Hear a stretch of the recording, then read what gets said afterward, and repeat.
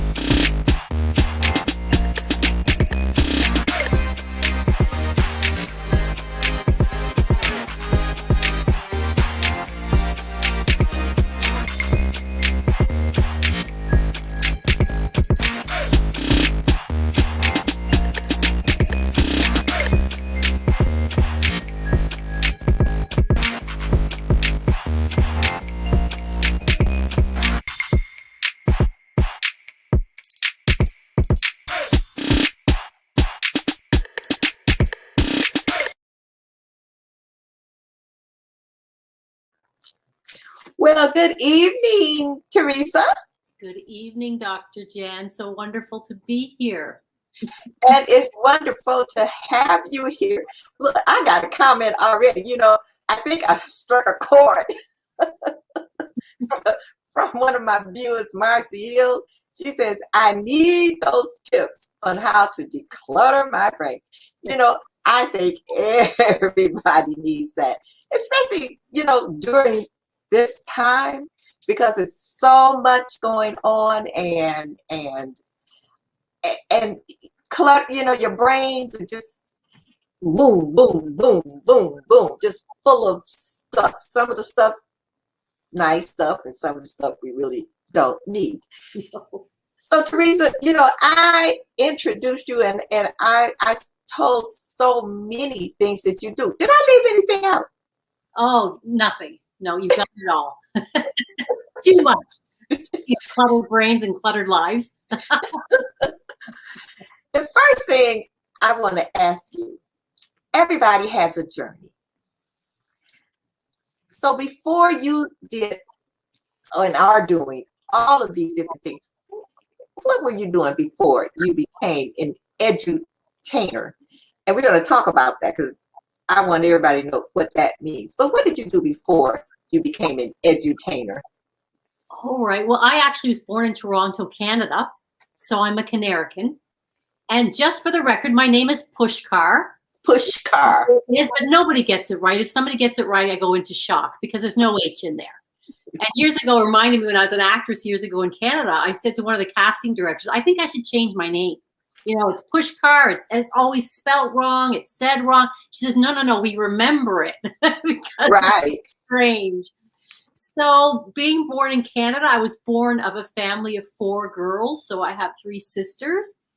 And I spent a lot of time up there in nature. My passion was music and theater. So I went into university and did some acting and some musical theater work.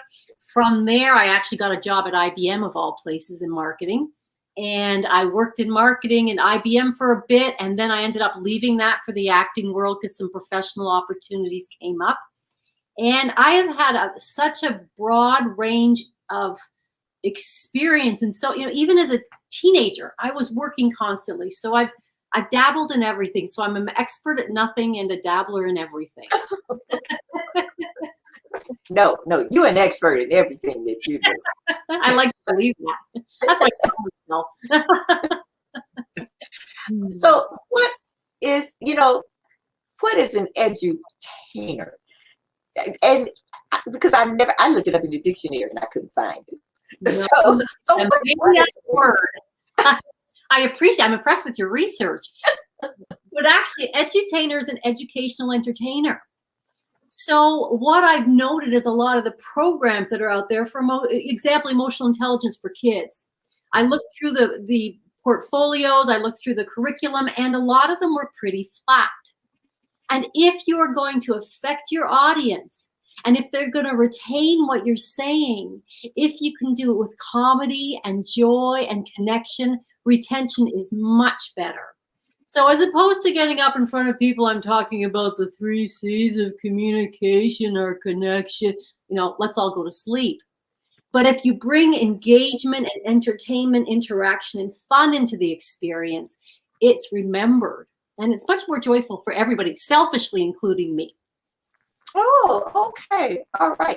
So what came first? Once you became a professional, so to speak, what came first? Being an author, what came first? Well, what happened is I spent years as an actress. One of Toronto's casting directors said to me, Theresa, if you're not getting more television work here in Toronto in the next 6 months, you need to move to Vancouver because you're talented, you're not getting enough work here. So I moved to Vancouver. And I ended up doing the acting and directing work for quite some time. I got the X-Files, Millennium, a bunch of TV stuff.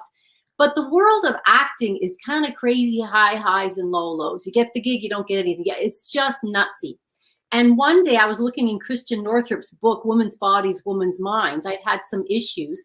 And when I looked up the issue, it said if you're in an emotional abusive career or with your career relationship, if you were in an abusive situation. And I reflected, I wasn't in a relationship at the time. And I thought, this acting stuff is crazy. It's just so insecure, highs and lows.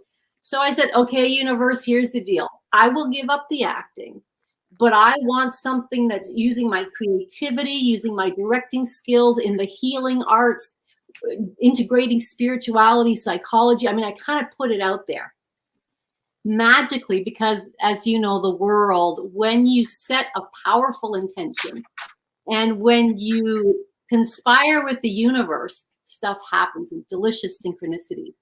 So months later, I was dating a man from Chicago and couldn't convince him to move to the Pacific Northwest to beautiful Vancouver. So I was moving to Chicago. And I was doing training as a counselor at Clear Mind International. And they were having an event in Chicago. And they needed counselors to come down for a weekend workshop that Nightingale Conant was sponsoring. Uh-huh. And Nightingale Conant at the time was the world's largest motivational book publisher. So I went down. They said, Theresa, will you come down with us and help counsel on the weekend? So I walked the halls of Nightingale Conant for the week before when we were promoting and went, I'm supposed to be here. I just know it. So after the weekend I went, and a couple months later, I was moving to Vancouver. A couple months later, I actually, soon after the weekend, I called the president of Nightingale Conant and said, I'm going to come work for you. Theresa, we're downsizing. We don't have a job. That's okay. I'm going to come work for you. But we couldn't pay you. I said, I don't care. I'm going to come work for you. I don't know where I got to be so bold, but I was so sure. So they said, well, come down in April when you come. And so I was at a shoot for Sonia Choquette, a psychic, for an infomercial. And they said, we want you to start our coaching programs. I knew nothing about the programs. I was not a copywriter. And they said, here's your office. Just do it. So I started writing copy and hiring coaches and doing the sales team. I did all the sales myself to start. But anyway, it was kind of getting thrown in there. But following that guidance, the intuition, which I always suggest to all of those I'm working with, is when that gut feeling comes and bubbles.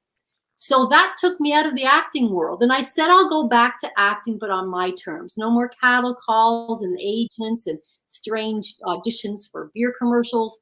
I do it my way. And so I ended up writing a one-woman show a couple years ago and touring with that. So, but that was the start of that aspect of things. So at Nightingale, I became director of coaching. Then I became a producer. And I produced all my favorite authors. I got to be in studio with them and do Q&A interviews and pull their material from them. So I got to work with all my favorite New York Times bestselling authors. I mean, man, I couldn't believe they were paying me to do this. And from that, I started writing the curriculums, the study guides. And then I got to the point where a lot of the authors were saying, Theresa, you should be on the other side here. Why are you not writing your own books? So I was writing for a place called Gildan Media at the time, writing curriculums, and then G&D Media. And a couple of years ago, I said, you got any more work for me? And they said, why don't you pitch your own books? So a couple of years, I pitched a couple of my own books, and that's how I got to the 8 Ways to Declutter Your Brain and the Good Morning Mind. Oh, okay. You know what? When you said intention and purpose and passion, because this particular series I'm doing is all about purpose and passion, and sometimes you it's almost like you fall into your purpose, you know, but it's also that listening to the universe, because things come to you, you don't know why, but they come to you for a reason. So your books are mostly motivational. Okay, all right, okay. Now, I keep getting, you know, I have a lot of fans that come and they ask questions, and it's all about helping to declutter your brain. Please, Theresa, help me to organize my brain. As Sandy says, that's me. So, and then now Marcy here asked a question. She said, did anyone ever tell you that you were doing too much in your creative pursuits, even though you were on your divine creative path? That's an excellent question, Marcy. Excellent. That's a great question, Marcy. Yes. I do too much. And I've been of two minds. It's like there's so much area of expertise, and yet there's so much going on. And some have said it all fits under the same umbrella tree, so don't worry about it. And others, especially in marketing, getting your target audience is like, just go one specific and just take all the initiative there. So Marcy has a good question. I'm still asking myself that question, but I try not to let it clutter my brain too much. Right now, I'm going the direction I'm going. Yeah. Okay. All right. And now you also an author of children's books. Mm-hmm. So tell me about them. I wrote the Terry series, 7 children's books based on emotional intelligence, a couple of years before I actually had my daughter. And I wrote them for myself, to be honest with you. I wrote them for little Terry. So they are books that are actually rhyme, and they're about, for example, the first one, The Trouble with Terry. It's both children and parents. So The Trouble with Terry is a story about how Terry mirrors mom in her behaviors. And so when Terry mirrors mom, it's mom's opportunity to embrace Terry, because often what triggers us in another individual, what pushes our buttons, are the very things in ourselves that we deny. So for example, if the viewers want to think about somebody who really annoys you, if you are really looking deep into yourself, you will see that it's an aspect of yourself you denied. And you can say, no, there's no way I'm like that. I'm exactly the opposite. Well, that's part of the denial. Let's go and to be so extremely the other way. So The Trouble with Terry is about honoring that child that pushes our buttons, honoring that human being that does. And then at the end of each of the books, I have exercises and experiential techniques for the parents to take the kids through, etc. I have another one called No Computer Games Today. It's time to go out and play. I have another one called Love Our Differences, about diversity. I have No Teasing, Please. I have another one called Was Jesus Ever a Little Boy? Because I was brought up Catholic, and I heard about this baby, and then suddenly he's 30 on the cross soon after. And I went, what about the little boy?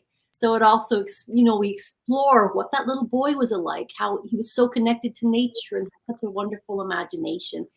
So I've done 7 books, and they've been such a joy, such a joy. Look, I said in the beginning, when I grow up, I want to be just like you. Back at you.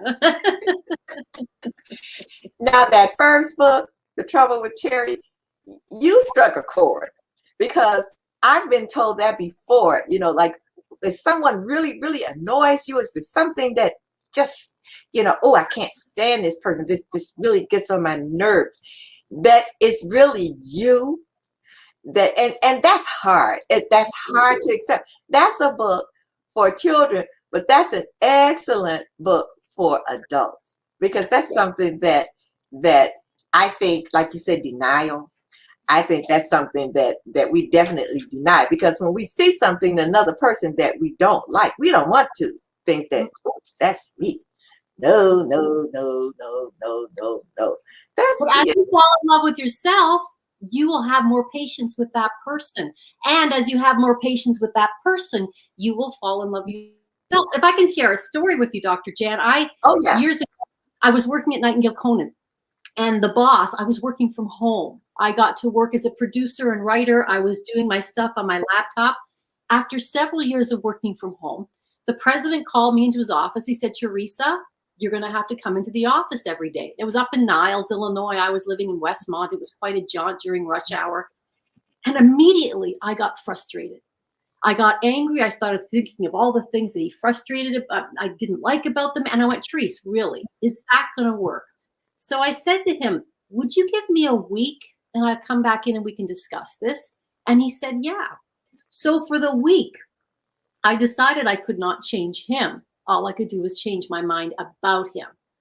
And that reactivity, I mean, of course, he was doing what he needed to do for the company. I said to him, why are you not happy with the quality of my work? He said, no, you're great. You're one of our best workers, but other staff want to work from home. They don't.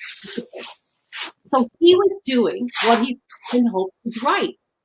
So I sat for the week, and every day I wrote out traits about this man that I really respected, appreciated, and loved. Every single day I wrote and wrote. And this is a note for your viewers to try this with who triggers you. A week later, Dr. Jan, I walk into his office. He looks at me and goes, Theresa, what have you done? I said, what? He said, I have never seen you so calm. I've never said, get out of my office. Keep doing what you're doing. The others, we'll worry about the others. Just keep doing what you're doing.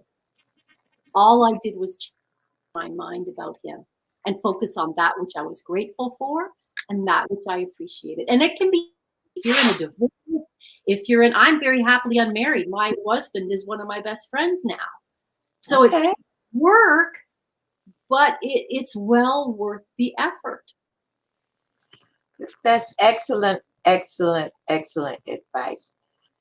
You know, when I was in corporate America, that would have come in handy. I incorporated that. I used to be a corporate trainer. I did a lot of that. So, okay, so with your corporate training for the Fortune 500 companies, is that so what exactly kind of training did you do? I did customer care. I did leadership. I did conflict resolution. I did a lot of different apps training as well. But my favorites were I worked for Sam Zell's. My favorite job was Sam Zell's company.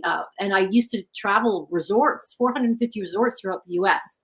So I got to go to these beautiful resorts and I would train. But again, it was more about engaging the audience and working with the staff, but customer care, conflict resolution, especially leadership.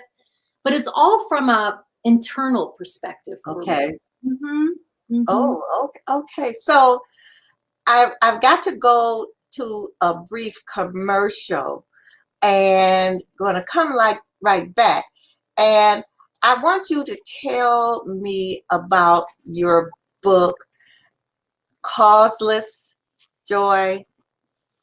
I love that title.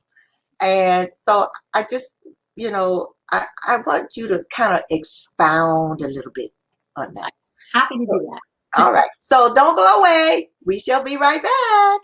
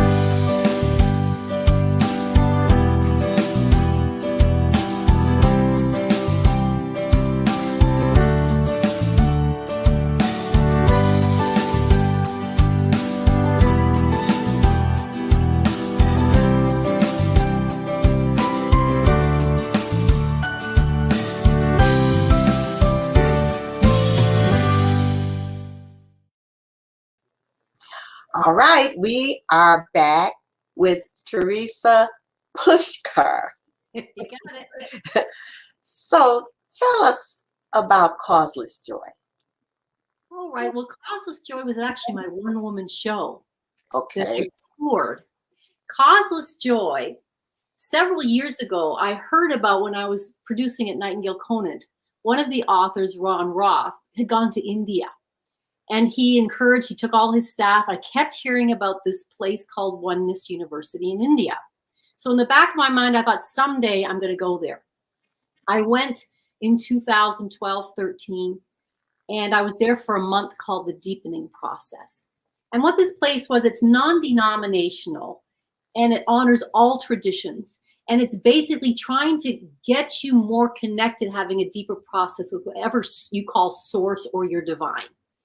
And I had some incredible experiences there.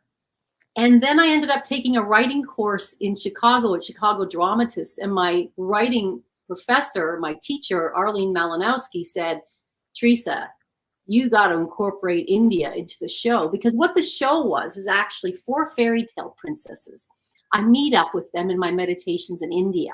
And they kind of read me the riot act, and they tell me their stories where they were victims of their own of themselves, and that I have to stop playing victim. So, for example, the first character, Rapunzel, sees this German hiker girl, and she says to me, Theresa, I put myself up in that tower.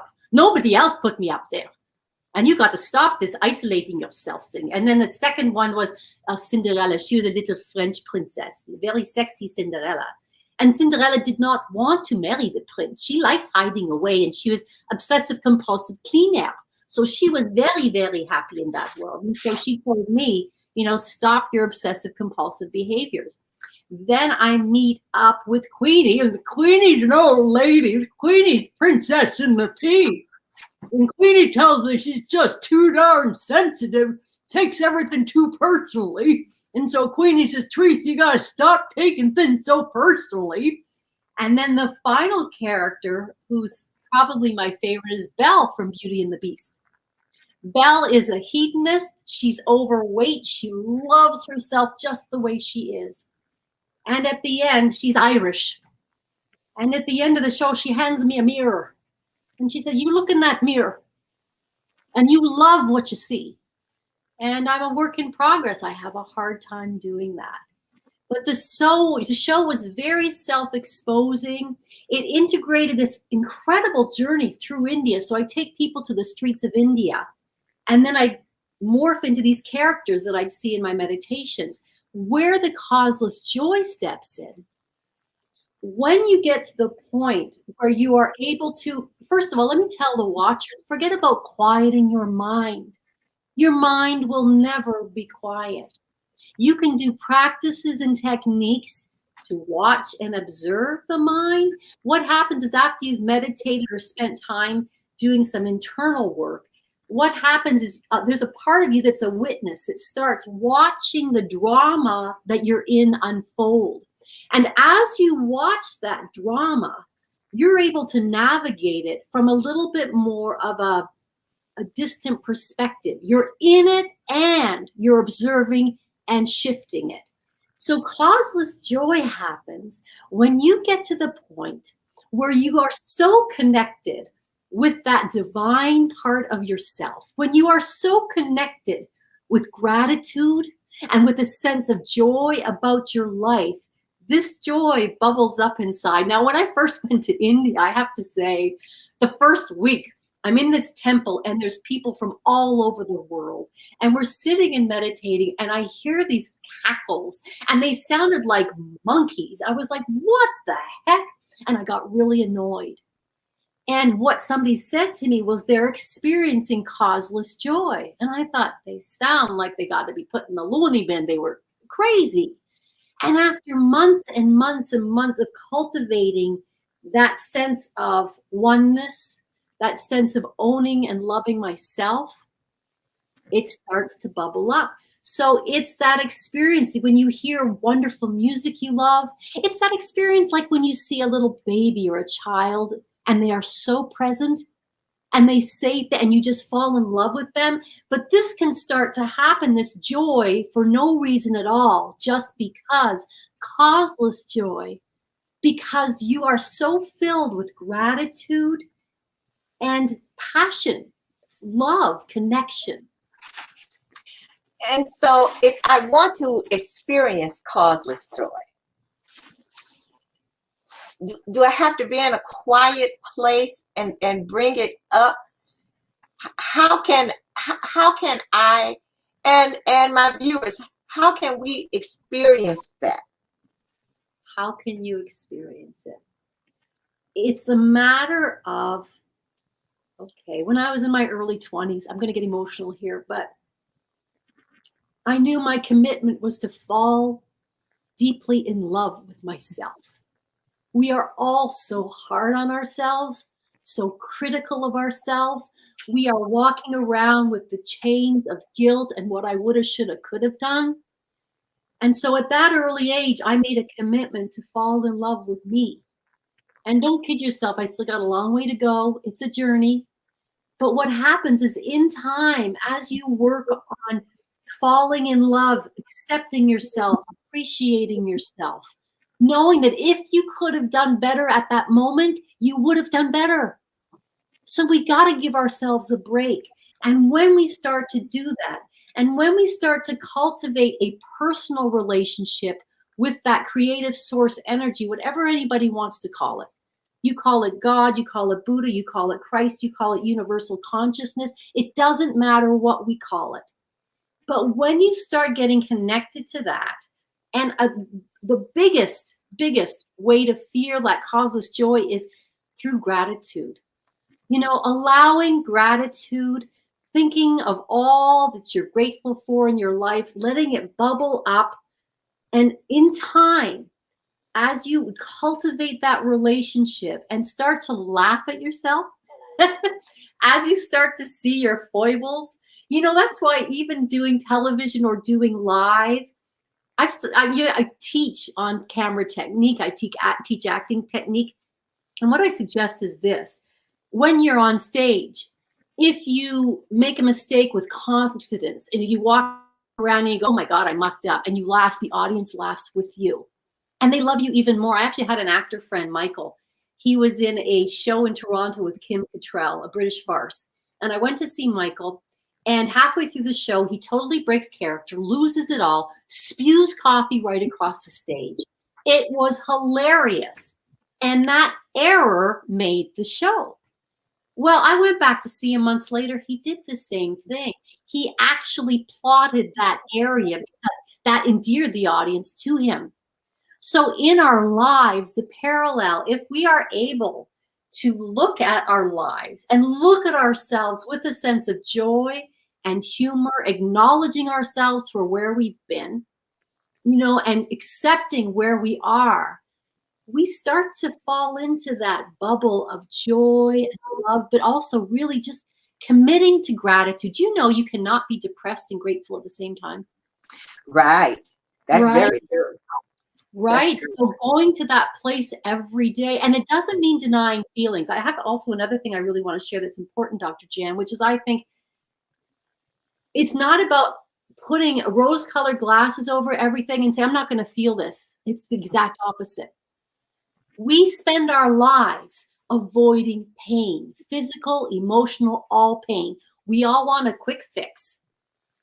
The trick is to go into the pain. And I've been so graced to have worked and produced with many enlightened authors. And many of them have said to me, Theresa, if you actually can go into pain consciously and surrender to it, it actually can be very uplifting. It can be blissful.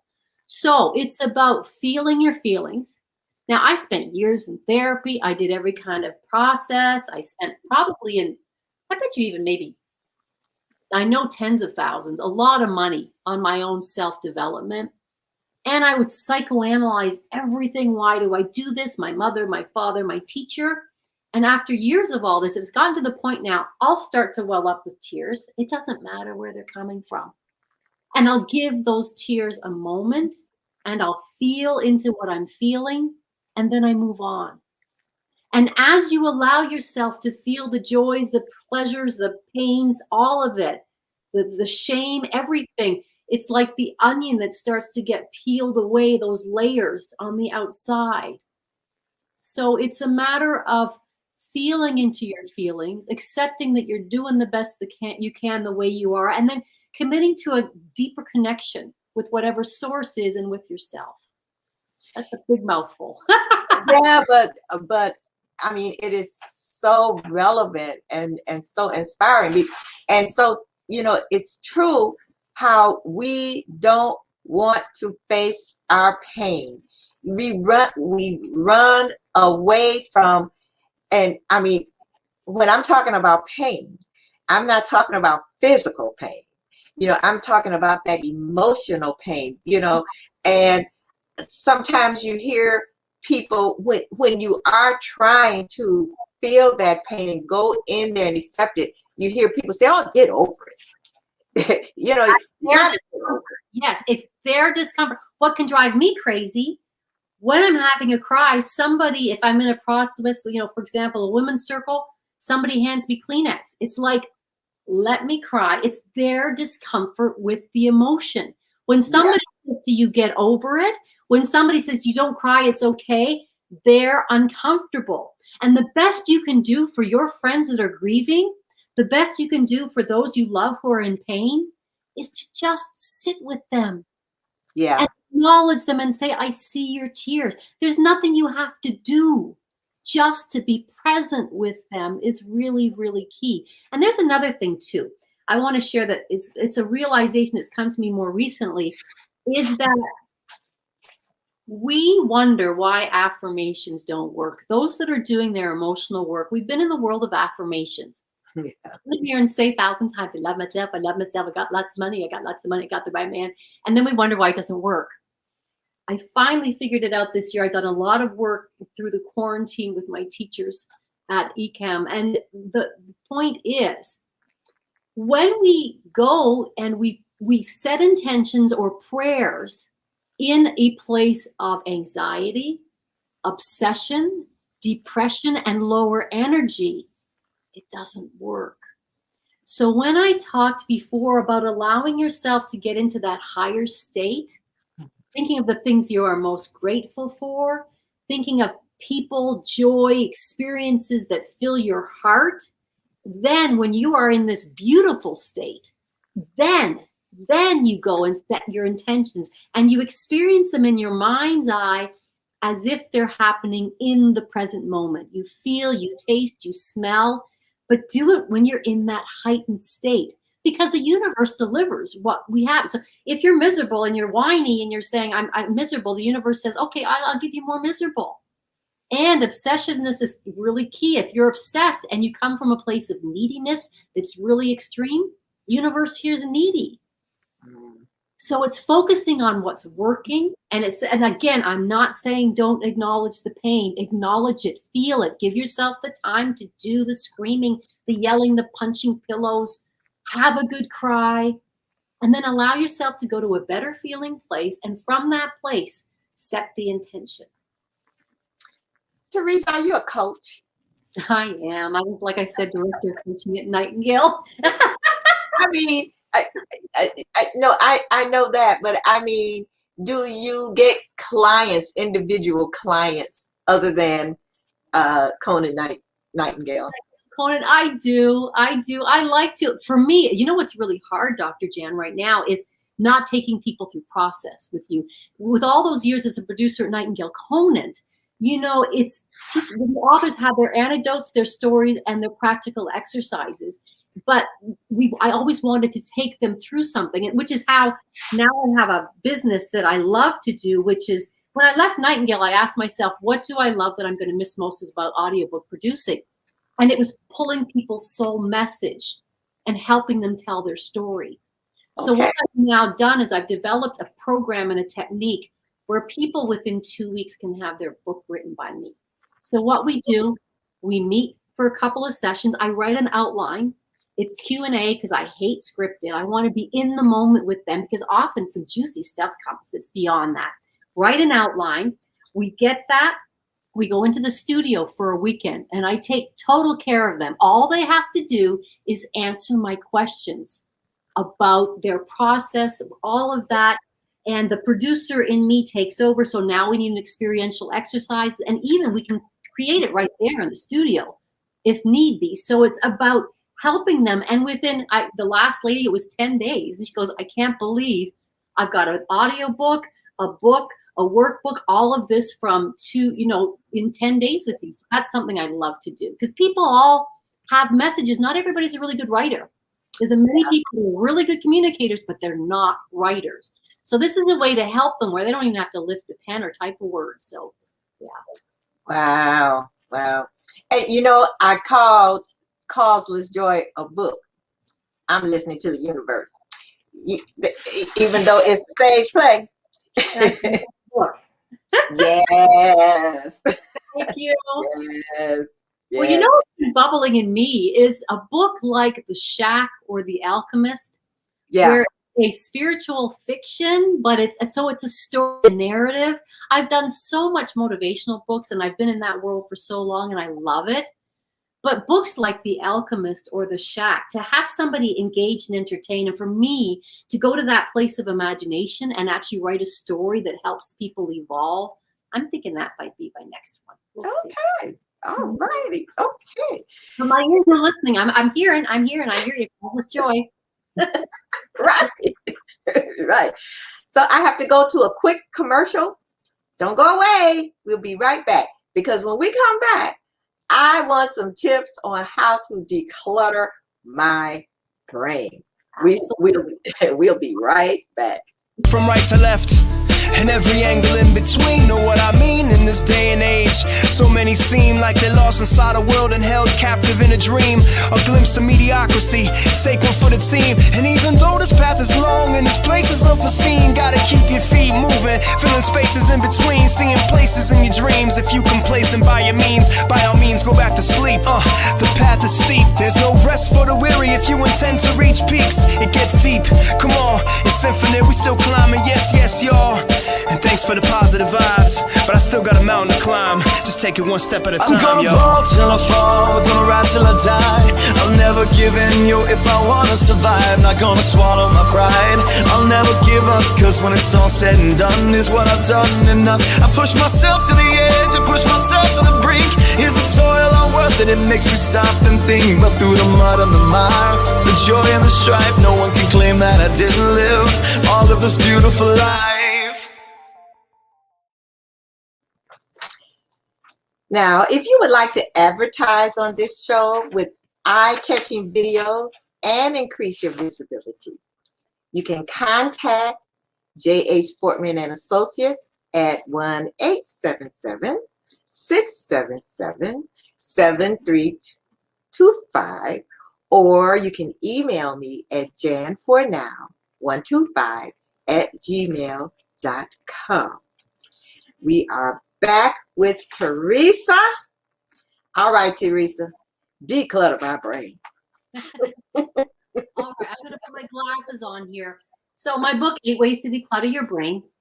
I'm going to just outline. There's 8 steps, but in the book, and I also have an audio book, I actually have, I think, 27 different experiential exercises. Because again, for me, it's not about you just being inspired and reading. It's about moving you forward.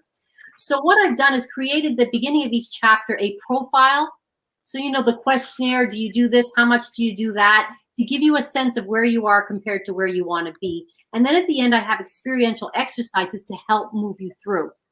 So there's 8 steps. The first is ruthless self-examination. Ruthless. Ruthless. Oh. In a kind way. Okay.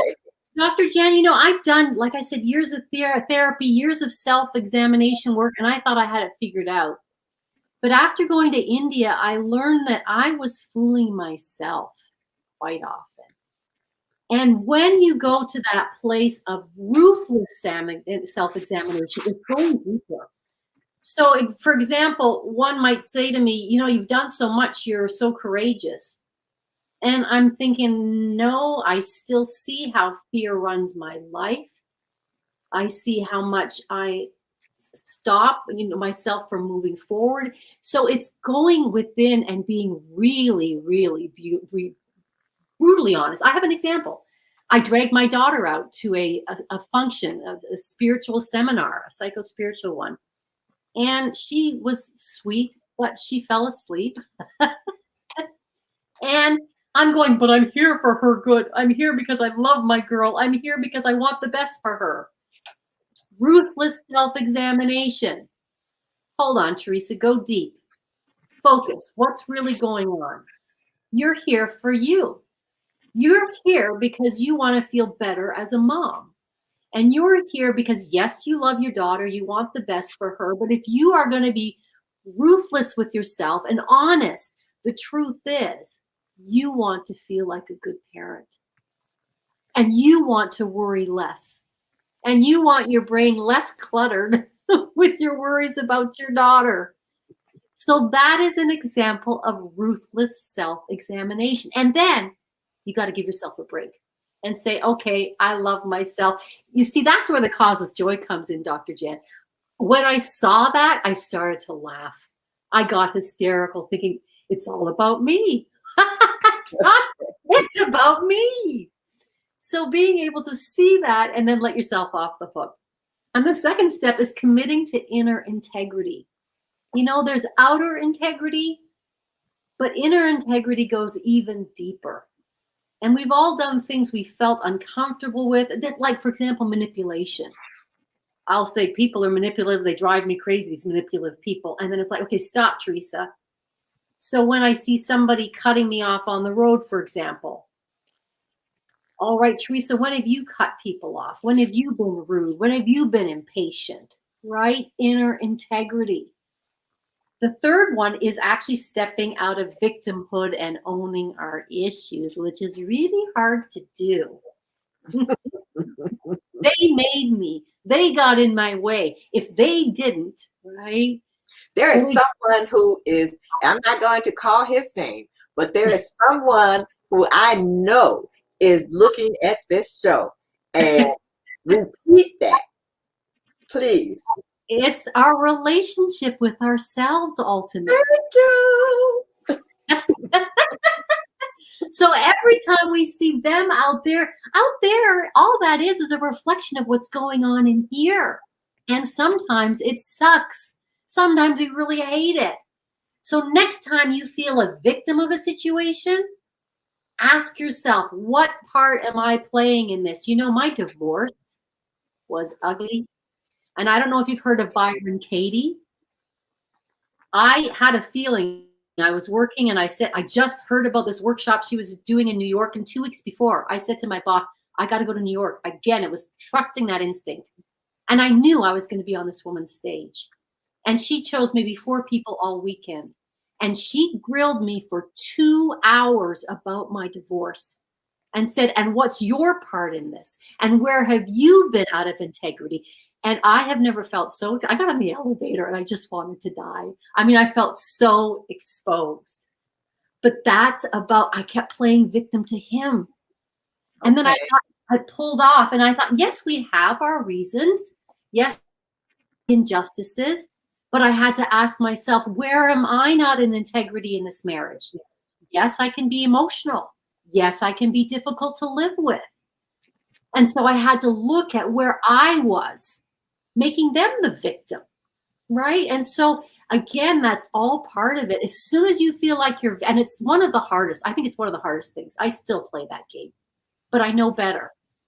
You know, it's like when I feel like a victim, how have I put myself here? And what's the message? What's the relationship I have to have with myself in order to fall deeper in love with who I am? Yeah. And then step 4 is finding the courage to build intimate relationships. Intimacy. It's different than, it's deeper. It's showing up with all of ourselves. It's allowing yourself to be raw. It's, again, being able to look somebody in the eye. And the I'm sorry can be so hard for people. And in the business world, you say, I made a mistake, I'm sorry. You think you look bad? As a manager, if somebody says to me, I am sorry, I mucked up, I say, what a confident person. Thank you. And what integrity, right? So it's building relationships on a much deeper level. And I, for example, I thought my heart was wide open. And I've seen more recently, especially with the quarantine, how closed my heart has been, how guarded I've been. And so it's building relationships with others, but again, even more so with ourselves.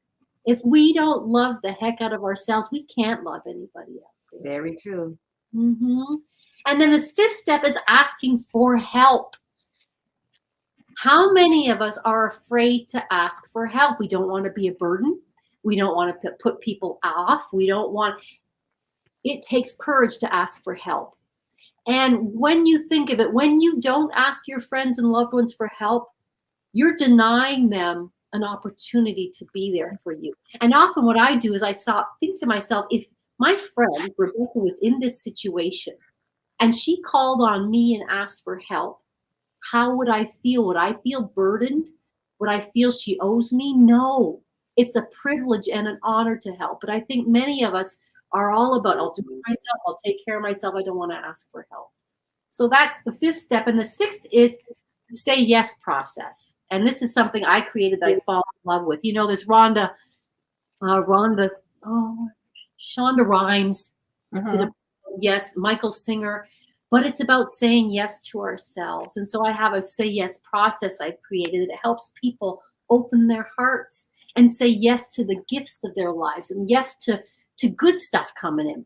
And then the 7th step is choosing that attitude of gratitude. And I've already talked a bit about how powerful gratitude is. The 8th step is expecting the unexpected, and how when you expect the unexpected, and the more you do this work, the more synchronicities happen in your life. And man, oh man, it's like Christmas just about every single day. It's just constant, wonderful things just molding and happening. And you go, how did that ever happen? Just like Nightingale Conant. The fact that I put out that decree so clearly, universe, this is what I want. The fact that all the steps got into that place, got me to that place where there I was. And I became the director of coaching, and I started producing. I was reading and listening to self-help books and audios since I was in college. So it was perfect. So aligning yourself with this just makes those miracles happen. And Now, this is the stuff I do in the book to help people. where can we get your book? You can And I have here Sarah Crawley. She says that she thinks she has your book. good. I hope she's enjoying it. Yeah, wow. So where can we get your book? You can get my book at Amazon, at Barnes and Nobles. You can contact me at teresapuskar@gmail.com if you want a signed copy of both that one, and then Good Morning Mind's my other one. Good Morning Mind is about if you struggle with confrontation or how to communicate successfully with others personally and at work. I do examples of what I call 3 kinds of communication. The first being communication from the head and the ego. The second being communication from the heart. And I actually do examples of it. I have actors who I came in and did the audiobook with. And then actually the third example is even higher place of communication from a place of being more awakened. So it's all about cultivating a sense of dignity, a conscious environment wherever you work and whatever you do. So if they, Theresa Puskar, THERESA, PUS, no H, PUSKAR @gmail.com. I'd be happy to send you a signed copy. Otherwise, Well, I'm running across the screen and at the bottom of the screen. So you people, I'm keeping it down there so you have time to write it down so you can get a book. Now we got about 4 minutes. And someone sent this question in. What is the primary principle that guides your life? Primary principle is living in joy, letting go, surrendering, and living in joy. Laughing as much as I can and loving as much as I can. So the primary principle for me, what was most important, is finding that joy place. And I teach preschool too. I was teaching finding that. Something else you do, Theresa. Oh God. I had a program called Power Princesses and Superheroes where I got into You are a superhero. I got into characters with kids, and we do storytelling and puppetry and magic and all of that. And it was all around developing their sense of self-love. So it's about finding the child in ourselves again, knowing that we are innocent. Anything we've done, we are not guilty. We are born innocent. And underneath all of the yuck, it's just yuck. It's just the ego and the personality. Underneath all of that, we are all children living in the playground of life together. And we need to honor that. It's been a pleasure out here with you, Dr. Jan. I gotta steal. You know, Theresa, okay, I met you and, we would see each other in passing or, on different networking sites and I am just so amazed by you, and I am just so grateful that you came on my show. You have opened my eyes, my mind, and my heart, and my soul to so many things. What I am going to do is I'm listening to you, and I talk about relationship and relationship matters, and the most important relationship that we have, and I'm glad you said you talked about it, is the relationship with ourselves. Because if we don't have an authentic, real, truthful relationship with ourselves, how can we have a true, authentic relationship with someone else? And I mean, you really honed that in. And I always say, people say things, and sometimes you kind of gloss over it, but that struck me, and that also struck me, which I've heard before, about seeing things in other people. And one of my things is, but I know it's me, is I cannot stand people who are controlling. Now, I've been told I'm controlling, especially by my husband is sitting over here, but, oh, you got a control issue. But no, I don't. And I don't like people who are controlling. But that's something, like you say, love this in me, accept it in me, and I can accept it in other people. Absolutely. Theresa, thank you so very, very much for coming on my show this evening, Relationship Matters. You have been an awesome guest. This hour has flown by. It feels like 3 minutes. So yes. And I, Facebook friends, Relationship Matter viewers, you must contact Theresa Puskar at theresapuskar@gmail.com, or go to www.theresapuskar.com. Thank you so much, Theresa. You have a very blessed the rest of your day. Thank you. You too, Dr. Jan. It's been a pleasure. Absolute pleasure. All right. Oh my goodness. I got to put these on right quick from Marcy that says, thanks, Theresa. And then, awesome guest. Thank you, Theresa. It's been a, what do they say, plum pleasing pleasure. I love it. Whoever that is, they write a book themselves. All righty. Good night. Bye-bye. Good night. Bye-bye. I have really, look, I think I probably enjoyed this show probably more so than my viewers. But I want to thank everyone who tuned in today, this morning, this afternoon, this evening, wherever you are in the world. Continue to watch Relationship Matters. Now, this is a shameless plug for me. I have been nominated for the Honorary Global Woman of 2021, and I need your votes. So go to Global Woman and look for the 2021 nominees, follow the prompts, go down to Honorary Global Woman, click it, look for me, and vote for me. That's my shameless plug. So everyone, be blessed, and definitely stay safe.